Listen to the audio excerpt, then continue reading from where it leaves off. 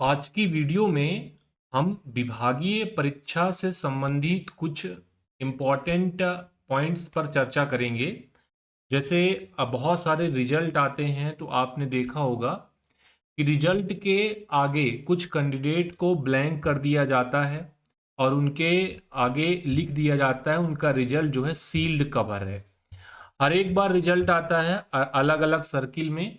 तो आप हर एक रिजल्ट में ये संभावना रहती है कि दो चार कैंडिडेट के जो रिजल्ट होते हैं वो सील्ड कवर कर दिए जाते हैं। और आज की वीडियो में हम चर्चा करेंगे कि विभागीय परीक्षा में आपको चार्जशीट का क्या प्रभाव पड़ता है, मेजर पेनाल्टीज क्या है, माइनर पेनाल्टी क्या है, और किस कंडीशन में एक ऐसा कंडीशन होगा जहां पर आपको पेनाल्टी दिया जाएगा। कहने का मतलब है चार्जशीट दिया जाएगा, फिर उसके बाद भी आपका पदोन्नति जो है वो हो जाएगा, मतलब आप परीक्षा देंगे और उसके बाद जो है आपका जो पदोन्नति है उसे स्वीकार कर लिया जाएगा। नमस्ते, आप जीपी ऑनलाइन क्लासेस देख रहे हैं। जीपी ऑनलाइन क्लासेस पिछले 5 सालों से केवल लिमिटेड डिपार्टमेंटल कॉम्पिटिटिव एग्जाम के लिए काम करता है। ये वीडियो जो है काफी महत्वपूर्ण होगा। देखिए, आप यदि गवर्नमेंट सर्वेंट हैं तो कभी ना कभी आपको ये परेशानी का सामना करना पड़ सकता है। और यदि आपके पास ये परेशानी है, आपका रिजल्ट सील्ड कवर किया गया है, तो इस वीडियो को पूरा जरूर देखिएगा। वीडियो आपको अच्छा लगेगा तो लाइक करिएगा। किसी पॉइंट में आपको कोई भी कंफ्यूजन होगा तो कमेंट बॉक्स में डाल दीजिएगा। चैनल को आपने सब्सक्राइब नहीं किया है तो रेड वाले आइकन को दबाकर चैनल को सब्सक्राइब जरूर कर लीजिएगा। 2026 के लिमिटेड डिपार्टमेंटल कॉम्पिटिटिव एग्जाम की तैयारी कर रहे हैं तो देखिए, एक नया बैच जो है हम 1 नवंबर से ला रहे हैं, लक्ष्य 2026 का। तो उसमें जुड़ जाइएगा और अपनी तैयारी जो है वो तगड़ी कर लीजिएगा, क्योंकि ऑलरेडी हजारों लोगों ने जीपी ऑनलाइन क्लासेस से अपने पदोन्नति को सुनिश्चित किया है पिछले 5 सालों में। चलिए मुद्दे पर आ जाते हैं। सबसे पहले आपको एक चीज ध्यान देना है। देखिए, अगर आपके ऊपर कोई भी केस है, कोई भी आपको चार्जशीट दिया गया है, कोई भी पनिशमेंट दिया गया है किसी भी प्रकार का, तो सबसे पहले आपको ध्यान रखना है कि आपको विभागीय परीक्षा का फॉर्म भरने से वो चार्जशीट नहीं रोक सकता। तो पहला जो कंडीशन है उसको ये याद रख लेना है कि अगर आपको चार्जशीट दिया है, कुछ आपका जैसे आपको कुछ पनिशमेंट दे दिया, आपके वेतन से जुर्माना कुछ कटना है, इंक्रीमेंट रोकना है, या फिर कुछ अन्य तरीके के पनिशमेंट हो सकते हैं, तो आपको विभागीय परीक्षा का फॉर्म भरने से ये चार्जशीट नहीं रोकता है। आप फॉर्म डालेंगे, परीक्षा देंगे, रिजल्ट में आपका नाम किस प्रकार से आएगा उसके बारे में हम आगे बात करेंगे। लेकिन एक और ऐसा कंडीशन हो सकता है कि आपको सर्विस फ्रॉम रिमूवल कर दिया जाए, मतलब सेवा से निलंबित कर दिया जाए। तो उस कंडीशन में तो कोई संभावना ही नहीं बनती कि आपका पदोन्नति जो है वो होगा। तो देखिए, all eligible candidate to be allowed, ये सारे कैंडिडेट जिनको इस प्रकार के पनिशमेंट दिए जाते हैं उनको विभागीय परीक्षा के लिए पदोन्नति जो है वो दिया जाता है, उनका फॉर्म भरा जाएगा, रिजल्ट में नाम जो है सील्ड कवर रखा जाता है। जैसे किसी प्रकार का कोई जुर्माना उनसे वसूल किया जाना है, ठीक है, उनको निलंबित कर दिया गया है, ऐसे कैंडिडेट भी विभागीय परीक्षा में सम्मिलित हो सकते हैं। आरोप पत्र जारी किया गया है, ठीक है, या फिर उसके खिलाफ जो है आपराधिक आरोप पत्र लंबित है, मतलब उस पर जांच वगैरह चल रही है। तो ये सारे टाइप के केस में कोई भी कैंडिडेट जिसको ये कोई केस लिया हुआ है, कोई मिला हुआ है, तो उस कंडीशन में वो विभागीय परीक्षा का फॉर्म भरेगा। और फॉर्म भरने कंडीशन में अब आगे जो है उसके साथ क्या कार्रवाई की जाएगी। तो कुछ और चीजों के बारे में हम चर्चा कर लेते हैं। जैसे कोई भी कैंडिडेट यदि विभागीय परीक्षा में सम्मिलित होता है तो सबसे पहले जो है उसको विजिलेंस क्लियरेंस करना पड़ेगा, मतलब जो भी अथॉरिटी रहेगा उसका, जिसके भी अंडर में वो आ रहा है, तो उसको जो है सारी चीजें चेक करनी पड़ेगी कि इसके अगेन जो है किसी प्रकार का कोई केस पेंडिंग नहीं है, या फिर किसी प्रकार का कोई ऐसा कोई मामला नहीं है। अगर ऐसा होता है तो उसको जो है वो सूचित करना पड़ेगा आगे के अथॉरिटी को। ये चीज आपको ध्यान रख लेना है। और जब तक उसका कोई केस चलता है तब तक भले ही उसने पदोन्नति सुनिश्चित कर ली है, उसका रिजल्ट जो है वो सील्ड कवर होता है, ठीक है। आपने देखा होगा कि बहुत सारे कैंडिडेट, जैसे मान लीजिए अगर 20 सीट है तो 20 सीट में सीट नंबर 1 और सीट नंबर 2 के कैंडिडेट ने किसी प्रकार का कोई ऐसा गलती किया था जिसकी वजह से उनको चार्जशीट मिला है, तो उनके रिजल्ट को सील्ड कवर रखा जाता है। और रिजल्ट जब जारी किया जाता है तो UR3 से जारी किया जाता है। ये आपने बार बार रिजल्ट में जब भी आपका रिजल्ट आया होगा तो आपने ये निश्चित तरीके से अच्छे तरीके से उसको देखा होगा। ठीक है, तो इस पर बहुत सारे कंडीशन हो सकते हैं, जैसे निलंबित हो सकता है, पुट ऑफ ड्यूटी हो सकता है, आरोप पत्र जारी, चार्जशीट उसको इशू कर दिया गया, कार्यवाही लंबित है। ठीक है, तो ये सारी चीजें जो है जब उसका प्रमोशन होगा तो जो अथॉरिटी होगा वो जांच करेगा, और अगर उसका ऐसा कोई केस होता है तो रिजल्ट जो है सील बंद किया जाएगा। ये कंडीशन आपने समझ लिया। इसके अलावा फ्रेंड्स आपको एक पॉइंट जरूर से ध्यान रखना है कि मान लीजिए आपके खिलाफ कोई चार्जशीट इश्यू है, कोई पनिशमेंट आपको दिया गया है, तो देखिए अगर प्रमोशन में कोई बाधा आए या फिर नहीं आए और उस चार्जशीट में क्लियर कर दिया गया है कि इतने अवधि के लिए चार्जशीट है, इतने अवधि के लिए आपको दंड जो है दिया गया है, तो प्रमोशन में भले ही कोई बाधा ना आए आपको पदोन्नति जो है नहीं दिया जाएगा, आपका रिजल्ट जो है वो सील्ड कवर रखा जाएगा। ठीक है, ये बात आपको ध्यान रख लेना है।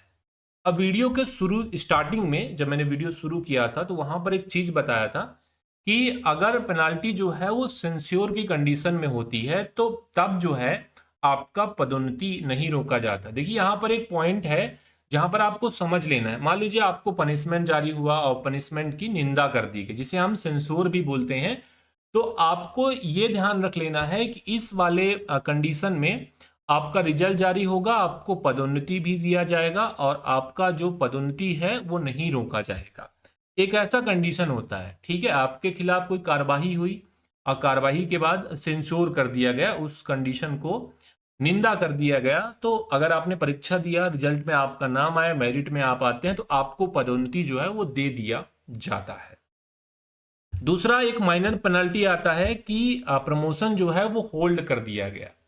अब देखिए कुछ मामूली जुर्माना यदि आपके खिलाफ लगाया जाता है, ठीक है, तो आपको एक चीज ध्यान रखना है कि इस पर अवधि का उल्लेख जो है जरूरी होता है। जो भी अथॉरिटी आपका प्रमोशन रोकेगा, ठीक है, उस कंडीशन में अवधि का उल्लेख करना जरूरी होता है कि इतने समय के लिए आपको ये पनिशमेंट दिया गया है, और जब भी रिजल्ट आपका जारी होगा तो बकायदा वहां पर ये मेंशन होगा कि इतने समय के लिए आपका प्रमोशन रोक दिया गया है, और इतने समय के बाद इस ऑर्डर संख्या के तहत इतने समय के बाद आपको जो है अगले कैडर में पदोन्नति आपको दे दी जाएगी।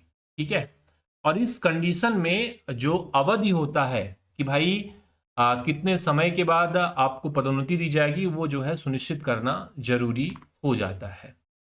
इसके अलावा एक और कंडीशन हो सकता है कि कुछ मामलों में अथॉरिटी के द्वारा ये क्लियर ना किया जाए कि इसका जो प्रमोशन है कितने समय तक के लिए होल्ड करके रखना है। तो नॉर्मल कंडीशन में 3 साल जो है वो एक मिनिमम क्राइटेरिया है कि 3 साल के लिए उस कैंडिडेट का प्रमोशन रोका जाएगा। यदि उस अथॉरिटी ने ये क्लियर नहीं किया, मतलब समय अवधि यदि क्लियर नहीं करता है, तो याद रखना है कि 3 साल के लिए उसका प्रमोशन जो है वो रोक दिया जाएगा। आगे जब 3 साल खत्म हो जाएगा तो उसको जो है आगे दूसरे कैडर में पदोन्नति दे दी जाएगी। इसके अलावा अब हम बात करते हैं, नेक्स्ट हमारा पॉइंट है रिकवरी फ्रॉम पे। अगर एक ऐसा पेनाल्टी दिया गया है जिसमें कि वेतनमान से रिकवरी करना है, तो रिजल्ट जो है जारी किया जाएगा, और रिजल्ट जारी करने के बाद जो है उसको पदोन्नति भी दिया जाएगा अगर वेतन से किसी प्रकार का रिकवरी करना है, और ये माइनर पेनाल्टी में आता है, आपको ध्यान रखना है। तो एक और कंडीशन ऐसा बन गया, इसको भी आपने ध्यान रख लेना है कि आपको एक पनिशमेंट दिया जिसमें पनिशमेंट का जो टाइप है वो था रिकवरी फ्रॉम पे। तो इस कंडीशन में आपको एक चीज ध्यान रखना है कि आपका रिजल्ट आएगा और आपको पदोन्नति जो है वो दे दी जाएगी अगर आप मेरिट में आते हैं तो।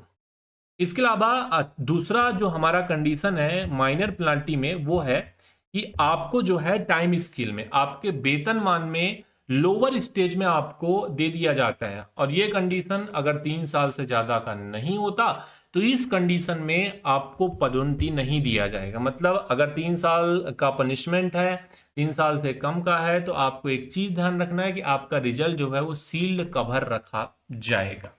अगला कंडीशन हो सकता है आपका कि भाई यदि आपका इंक्रीमेंट रोक दिया गया, उस कंडीशन में भी ये समय अवधि बताया जाएगा कि इतने समय के लिए ये पनिशमेंट दिया गया है, ये इंक्रीमेंट रोका गया है। तो जब भी वो समय अवधि खत्म होगा उसके बाद ही आपको आगे के कैडर में पदोन्नति दिया जाएगा।